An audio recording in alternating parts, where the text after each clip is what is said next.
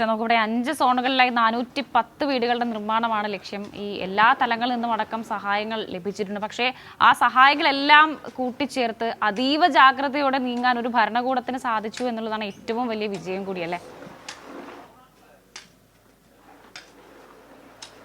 തീർച്ചയായും അതുതന്നെയാണ്. കാരണം ഇത്തരത്തിലുള്ള ദുരന്തങ്ങൾ ഉണ്ടാകുമ്പോൾ വിറങ്ങലിച്ച് നിൽക്കുന്ന ഒരു ചരിത്രമല്ല കേരളത്തിൽ ഇപ്പോൾ LDF സർക്കാരിനുള്ളത് എന്നുള്ളത് അനുഭവങ്ങളിലൂടെ നമ്മൾ പഠിച്ചതാണ്. ഒരുപക്ഷെ പ്രളയകാലത്തും അല്ലെങ്കിൽ കോവിഡ് മഹാമാരിയുടെ കാലത്തും അതിനുശേഷം ഉണ്ടായിട്ടുള്ള മുണ്ടക്കൈ ചൂരൽമല ദുരന്തത്തിൻ്റെ സമയത്തുമെല്ലാം തന്നെയും ആ ഒരു സമയോചിതമായിട്ടുള്ള ഇടപെടൽ ലോകം കാണുകയും ലോകം കേരളത്തെ അഭിനന്ദിക്കുകയും ചെയ്തിട്ടുള്ളതാണ്. ഈ വീടിൻ്റെ അല്ലെങ്കിൽ ഈ ടൗൺഷിപ്പ് എന്ന് പറയുന്ന പദ്ധതി ആദ്യമായി മുന്നോട്ട് വെക്കുന്നത് മുഖ്യമന്ത്രിയാണ്. എനിക്കത് ഓർമ്മയുണ്ട്. അന്ന് ഈ ചൂരൽമല മുണ്ടക്കൈ ദുരന്തമുണ്ടായി. ദുരന്തത്തിൻ്റെ ആദ്യഘട്ട രക്ഷാപ്രവർത്തനങ്ങൾക്കെല്ലാം ശേഷമാണ് ഈ പുനരധിവാസ പ്രവർത്തനങ്ങളെക്കുറിച്ചുള്ള ചോദ്യം വന്നപ്പോൾ അന്ന് മുഖ്യമന്ത്രി പിണറായി വിജയൻ പറഞ്ഞത്, നമ്മൾ രാജ്യത്തിന് അല്ലെങ്കിൽ ലോകത്തിന് മാതൃകയായ ഒരു രക്ഷാപ്രവർത്തനമായിരിക്കും മുണ്ടക്കൈയിലും ചൂരൽമലയിലും, അത് ലോകത്തിന് മാതൃകയായിരിക്കും ആ രക്ഷാപ്രവർത്തനം എന്നായിരുന്നു മുഖ്യമന്ത്രിയുടെ അന്നത്തെ ആദ്യത്തെ വാക്കുകൾ. അന്ന് എന്താണ് ഈ മാതൃകാപരമായ പുനരധിവാസം എന്നുള്ള ചോദ്യം മാധ്യമങ്ങൾ ഉന്നയിച്ചപ്പോൾ വളരെ കൃത്യമായി അതിന്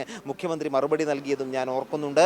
മുണ്ടക്കൈയിലും ചൂരൽമലയിലും ഒരു കുടുംബത്തെ പോലെ താമസിച്ചിട്ടുള്ള നൂറുകണക്കിന് കുടുംബങ്ങൾ, ആയിരക്കണക്കിന് ആളുകൾ, അവരെ പല സ്ഥലങ്ങളിലേക്കായി പുനരധിവസിപ്പിച്ച് ചിതറിപ്പോകാൻ നമ്മൾ അനുവദിക്കില്ല. പകരം അവരെ എങ്ങനെയാണോ അവർ ഈ ദുരന്തത്തിന് മുൻപ് ജീവിച്ചത്, ഒരു കുടുംബത്തെ പോലെ ഒരുമിച്ച് പരസ്പരം എല്ലാ ദുഃഖങ്ങളും സന്തോഷവും എല്ലാം പങ്കിട്ട് ജീവിച്ചത്, അതുപോലെ തന്നെ അവരെ അതേ മാതൃകയിൽ ഒരു സ്ഥലത്തേക്ക് പുനരധിവസിപ്പിക്കും.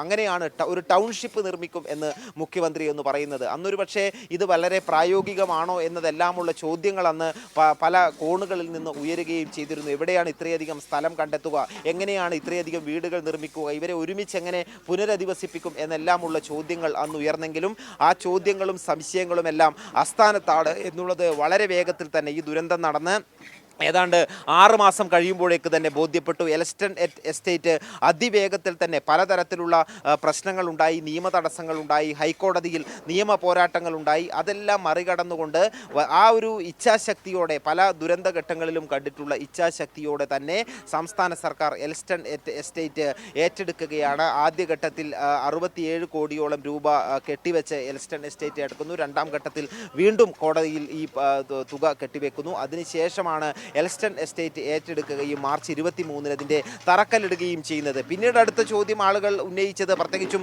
പ്രതിപക്ഷവും അല്ലെങ്കിൽ ഇങ്ങനെയുള്ള വിവാദങ്ങൾ ഉണ്ടാക്കാൻ ശ്രമിക്കുന്നവർ ചോദിച്ചത്, ഇത് എപ്പോൾ പൂർത്തിയാകാനാണ് എന്നുള്ള ചോദ്യമായിരുന്നു. പക്ഷേ അതും സാധ്യമാണ് എന്ന് ഇപ്പോൾ തെളിയിക്കപ്പെട്ടിരിക്കുകയാണ്. ആദ്യം 6 മാസത്തിനുള്ളിൽ തന്നെ മാതൃകാ വീടിൻ്റെ നിർമ്മാണ പ്രവർത്തനം പൂർത്തിയായിരിക്കുന്നു. ആ മാതൃകാ വീടിൻ്റെ മുന്നിലാണ് നമ്മളിപ്പോൾ ഉള്ളത്. അതിനകത്തുള്ള അതിൻ്റെ മാതൃകാ വീടിൻ്റെ സൗകര്യങ്ങളാണ് നമ്മൾ അല്പം സമയം മുമ്പ് കാട്ടിക്കൊടുക്കുകയും ചെയ്തത്. അത്തരത്തിൽ അതും പൂർത്തിയായിരിക്കുന്നു. ഇനി അതിവേഗം തന്നെ മറ്റ് വീടുകളുടെ നിർമ്മാണ പ്രവർത്തനങ്ങളും എല്ലാം തന്നെ ആരംഭിച്ചിട്ടുണ്ട്.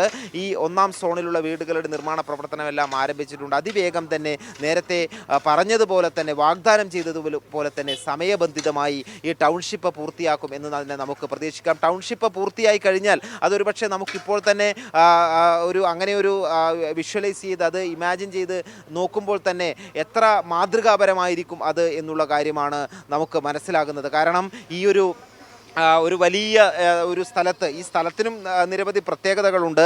അതായത് ഇത് കൽപ്പറ്റ നഗരത്തോട് ചേർന്ന് കിടക്കുന്ന സ്ഥലമാണ്. ഏതെങ്കിലും നഗരത്തിൽ നിന്ന് ദൂരെയുള്ള വിദൂര സ്ഥലങ്ങളിലോ അല്ലെങ്കിൽ ഏതെങ്കിലും അങ്ങനെയുള്ള സ്ഥലങ്ങളിൽ അല്ല ഈ പുനരധിവാസ വീടുകൾ ഒരുങ്ങുന്നത്. അത് കൽപ്പറ്റ നഗരം എന്ന് പറയുന്നത് വയനാട് ജില്ലയുടെ ഭരണസിരാ കേന്ദ്രമാണ്. ആ കൽപ്പറ്റ നഗരത്തോട് ചേർന്ന് ബൈപ്പാസ് റോഡിലാണ് ഈ ഒരു മാതൃകാ ടൗൺഷിപ്പിൻ്റെ സ്ഥലം ഏറ്റെടുത്ത് അതിൻ്റെ നിർമ്മാണ പ്രവർത്തനങ്ങൾ ഇപ്പോൾ ആരംഭിച്ചുകൊണ്ടിരിക്കുന്നത്. അതുകൊണ്ട് അവർക്ക് ഇവിടെ താമസിക്കാൻ എത്തുന്ന ദുരന്തത്തിനിരയായവർക്ക് അവരുടെ ജീവന ഉപാധി കണ്ടെത്താനും അവരുടെ മാനസികമായി അവർക്ക് സന്തോഷം പ്രദാനം ചെയ്യുക, അങ്ങനെയുള്ള നിരവധിയായിട്ടുള്ള ഉദ്ദേശങ്ങൾ കൂടി ഈ പറയുന്ന ടൗൺഷിപ്പ് ഇന്ന് ഈ സ്ഥലത്ത് നിർമ്മിച്ചതുമായി ബന്ധപ്പെട്ടിട്ടുണ്ട്. ഇതിൻ്റെ ഭൂമി ഏറ്റെടുക്കലുമായി ബന്ധപ്പെട്ട വലിയ നിയമ പോരാട്ടങ്ങൾ ഉൾപ്പെടെ നടന്നു. എൽസ്റ്റൺ എസ്റ്റേറ്റ് ഉടമകൾ കോടതിയെ സമീപിക്കുകയും ഈ ഭൂമി ഏറ്റെടുക്കുന്നതിനെതിരെ നിയമ പോരാട്ടം നടത്തുകയും ചെയ്തു. പക്ഷേ സംസ്ഥാന സർക്കാർ ഹൈക്കോടതിയിൽ നിയമ പോരാട്ടം നടത്തിയാണ് ഈ ഭൂമി ഏറ്റെടുക്കുന്നത്. ആദ്യഘട്ടത്തിൽ എൽസ്റ്റൺ എസ്റ്റേറ്റിലെ 64 ഹെക്ടർ ഭൂമിയാണ് സംസ്ഥാന സർക്കാർ ഇതിൽ ആയി ഏറ്റെടുത്തത്. എൽസ്റ്റൺ എസ്റ്റേറ്റിൽ ടൗൺഷിപ്പ് നിർമ്മാണത്തിനായി 43 കോടി 77 ലക്ഷം രൂപ ഹൈക്കോടതി രജിസ്ട്രാർ ജനറലിൻ്റെ അക്കൗണ്ടിൽ ആദ്യം കെട്ടിവെച്ചു. പിന്നീട് ആദ്യം 26 കോടി രൂപ കെട്ടിവെച്ചു. പിന്നീട് 17.77 കോടി രൂപ കൂടി കെട്ടിവെച്ചു. അങ്ങനെ അതിനുശേഷമാണ് ഈ ഭൂമി ഏറ്റെടുക്കുകയും ചെയ്യുന്നത്. അവർക്ക് വാസയോഗ്യമായ ഒരു മികച്ച സ്ഥലം തന്നെ വേണം എന്നുള്ളതിൻ്റെ അടിസ്ഥാനത്തിലാണ് ഈ നഗരത്തോട് ചേർന്ന് കിടക്കുന്ന എൽസ്റ്റൺ എസ്റ്റേറ്റിൽ തന്നെ ഭൂമി ഏറ്റെടുക്കുന്നത്. അവിടെയുള്ള വീടുകളുടെ 410 വീടുകളാണ് എൽസ്റ്റൺ എസ്റ്റേറ്റിൽ ഈ പദ്ധതിയുടെ ഭാഗമായി ഒരുങ്ങുന്നത്. അതിൻ്റെ നിർമ്മാണ പ്രവർത്തനങ്ങളെല്ലാം തന്നെയും വളരെ ദ്രുതഗതിയിൽ തന്നെ പുരോഗമിക്കുകയാണ്.